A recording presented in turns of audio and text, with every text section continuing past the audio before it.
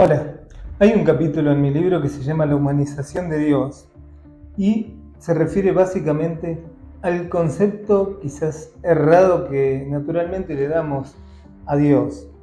Durante muchos años tuve la duda de qué era lo que predominaba realmente como verdad absoluta, si la ciencia o la religión, teniendo como posiciones antagónicas, porque la ciencia explica todo desde la teoría darwiniana y el Big Bang, y todo está explicado de tal manera que no deja lugar a una deidad. Por otro lado, la religión, entre manzanas y costillas y explicaciones netamente universales, no explica todo de tal manera que no le deja lugar a la ciencia más que para cuestiones mecánicas o físicas. A través del estudio espiritual y el conocimiento verdadero, pude determinar que la ciencia y la religión no son posiciones antagónicas, sino son complementarias, dos lados de una misma moneda. Entonces, por un lado, podemos determinar que tanto la ciencia como la religión están totalmente emparentadas por lo que se supone que viene a ser el origen del universo. Es decir, el hombre, dependiendo el tipo de interés religioso, político, eclesiástico o gobernante que tuviera, ha establecido distintas fechas para el origen del universo, para el origen de la vida, para el origen en la tierra. Algunos tomaron como año cero el cristianismo, otros han tomado la aparición de las primeras civilizaciones, otros han tomado la aparición de los primeros homínidos, otros tomaron el origen de la vida en la Tierra. Entonces las cifras varían totalmente, pero independientemente de cuál fuera la fecha exacta, estamos hablando de un constructo humano. Es decir, por ejemplo, nosotros como seres humanos tenemos un cuerpo físico y la ciencia estudia, analiza y determina todo lo que puede ver, tocar y palpar, que es nuestro cuerpo físico, y actúa en consecuencia con los últimos avances científicos en cuanto al cuerpo físico. Pero resulta que no somos solamente un cuerpo físico tridimensional encarnados en un mundo limitado y por un tiempo determinado. También estamos compuestos por una esencia, una conciencia, un principio vital, llámese alma, llámese espíritu, llámese llama infinita, chispa divina, o como le quieran llamar. Esa parte, que es la que le da vida a todo nuestro organismo, es inmaterial, es invisible a los ojos y a las percepciones humanas, y es lo más importante que tenemos, y también es eterna, no muere nunca. Y justamente esa parte es la que no tiene acceso a la ciencia, por falta de un método científico que pueda constatar empíricamente su existencia. Sin embargo, la religión hace solamente hincapié en la parte más importante, que es el espíritu o el alma. Pero resulta que cuando empezamos a indagar la historia de la humanidad y el verdadero sentido de la vida, nos llegamos a la determinación de que venimos de tener existencias previas, tenemos la existencia actual y vamos a seguir teniéndolas porque todavía no logramos un avance suficientemente aceptable para el grado de espiritualidad que necesitamos llegar a tener para elevarnos hacia la luz, hacia Dios. Somos seres imperfectos y tenemos una vida de expiaciones y pruebas que ir superando. Habíamos comentado que las expiaciones tenían que ver con distintas más, es decir, por sufrimientos, flagelaciones, incumplimientos, pecados o daños que hemos infringido en esta o en otras vidas anteriores, y como el plan perfecto de Dios, todo tiene que quedar compensado, como en un libro de contabilidad tenemos un debe y un haber, y en la conciliación tiene que llegar a cero.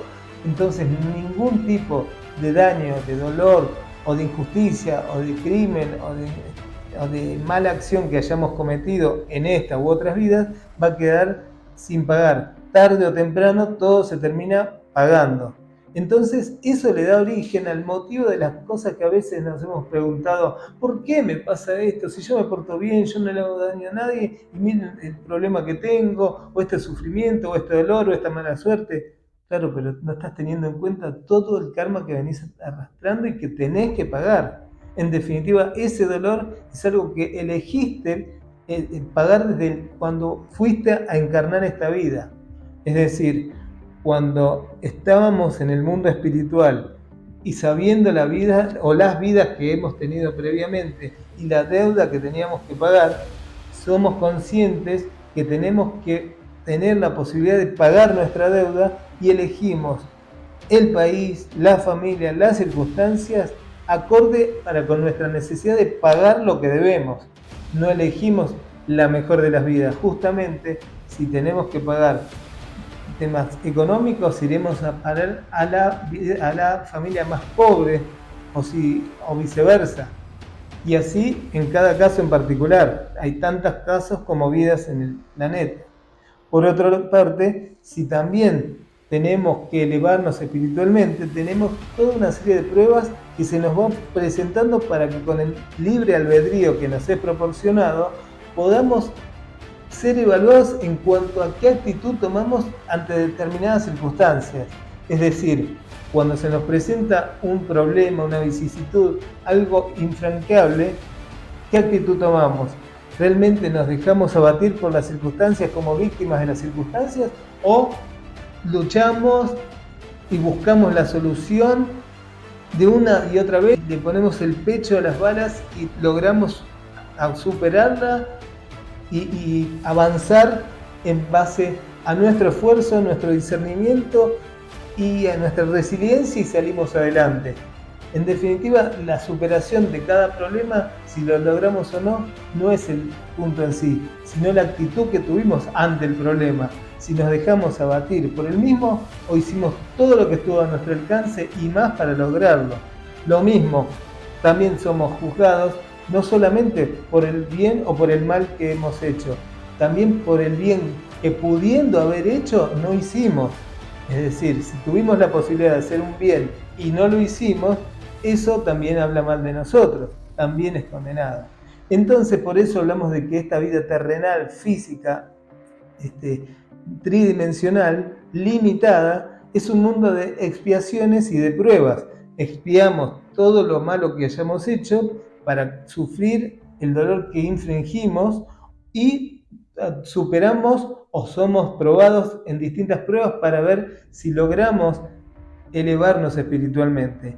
Eso desde un punto de vista físico, pero a nivel espiritual tenemos distintos constructos humanos, es decir, ya desde el momento que hablamos del tiempo, el tiempo no es más que un constructo humano, es una invención del ser humano para limitar determinadas partes de nuestra historia, en días, minutos, segundos, años, siglos, lustros, pero que definitivamente no existen, porque el tiempo en realidad es una idea humana. En el mundo espiritual, el concepto del tiempo es totalmente distinto.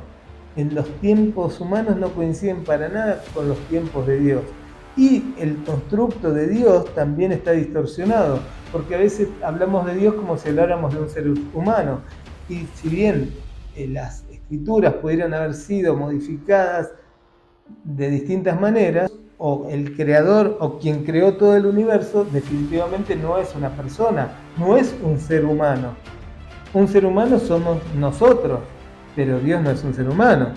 Por ejemplo, si yo fabrico un celular, ese celular lo creé con materiales, con minerales, con plásticos, con vidrios, con distintos componentes y lo programé y lo diseñé para que tenga distintas funcionalidades.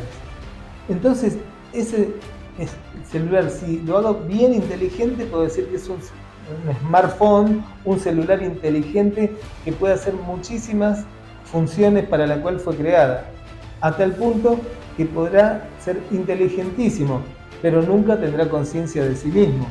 Es decir, tendrá la funcionalidad de ser inteligente para la programación que tiene, pero ni siquiera tiene conciencia de sí mismo. Menos va a tener conciencia de mí, de la persona que lo creó.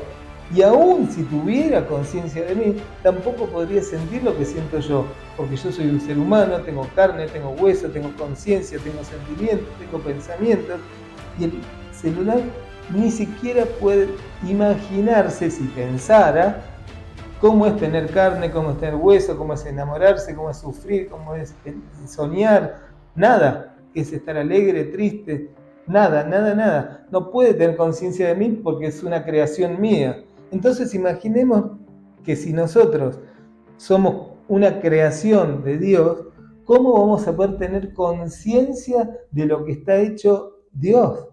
Que Él nos creó a nosotros.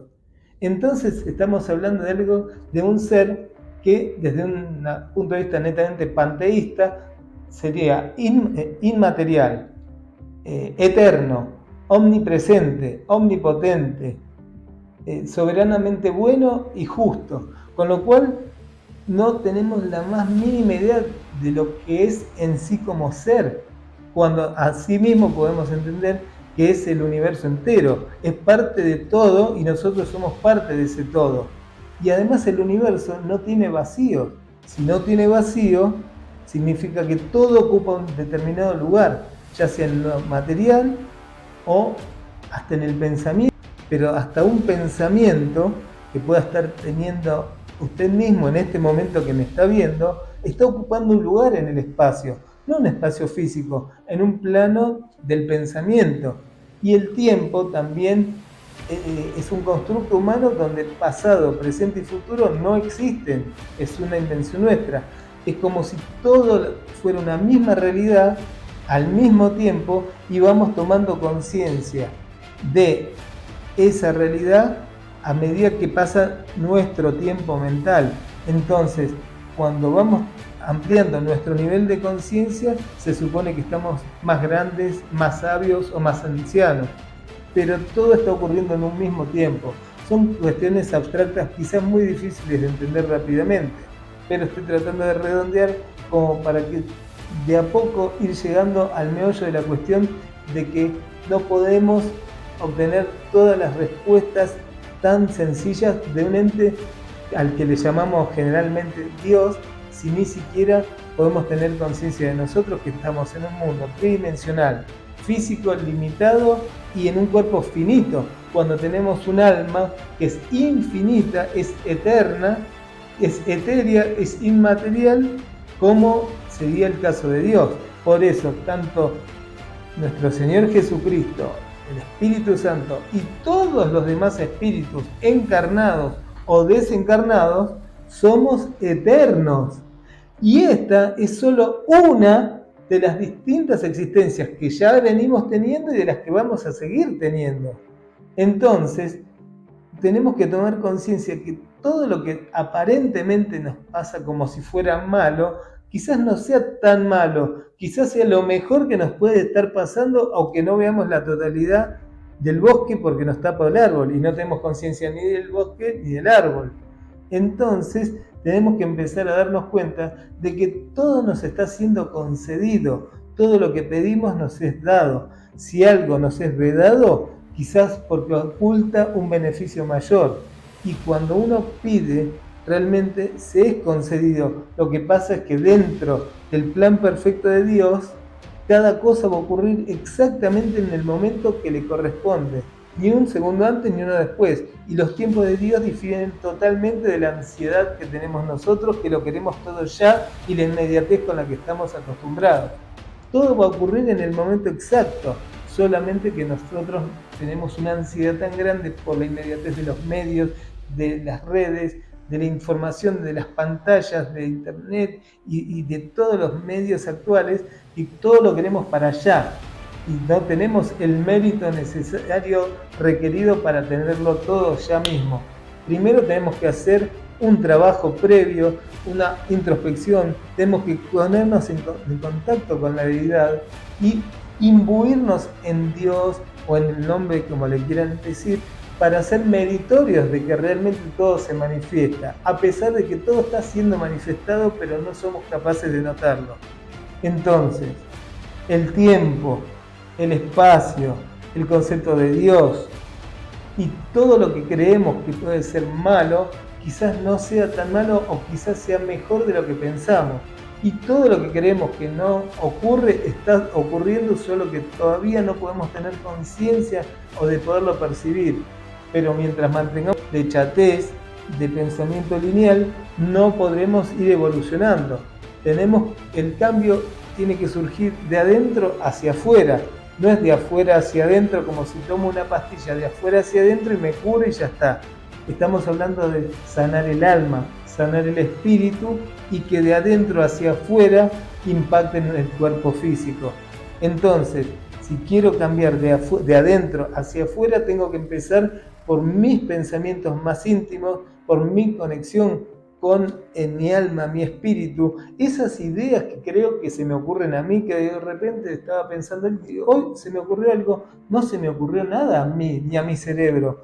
Esas ideas vienen directamente del alma, que el alma contiene toda la información, no solo de las vidas anteriores, sino del universo entero. Tenemos el total conocimiento de todo lo que es el universo y se nos representa toda la historia de la humanidad en toda una vida nuestra.